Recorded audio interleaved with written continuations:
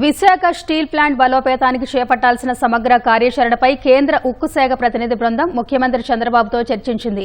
ఉండవల్లిలోని నివాసంలో ఉక్కు శాఖ సహాయ మంత్రి భూపతిరాజు శ్రీనివాస్ వర్మతో కూడిన బృందం చంద్రబాబును కలిసింది. స్టీల్ ప్లాంట్కు ఎన్డీఏ సర్కార్ ప్యాకేజీ మంజూరు చేసిన నేపథ్యంలో తదుపరి తీసుకోవాల్సిన చర్యలపై చర్చ జరిగింది. రాష్ట్ర ప్రత్యేక రక్షణ దళం ఎస్పీఎఫ్తో ప్లాంట్కు భద్రత కల్పించడానికి రాష్ట్ర ప్రభుత్వం ముందుకొచ్చినందుకు సీఎంకు శ్రీనివాస వర్మ కృతజ్ఞతలు తెలిపారు. ప్రస్తుతం పనిచేస్తున్న 2 బ్లాస్ట్ ఫర్నేసులతో పాటు 3వ ఫర్నేస్ ను తిరిగి ప్రారంభించడంపై ముఖ్యమంత్రి చర్చించారు.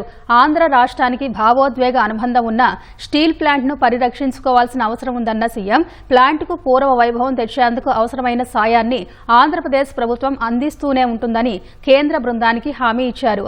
వైజాగ్ స్టీల్ ప్లాంట్ నిర్వహణ వ్యయం తగ్గించుకుని సమర్థత పెంచుకోకపోతే ఆశించిన ఫలితాలు రావని అధికారులతో ముఖ్యమంత్రి అన్నారు.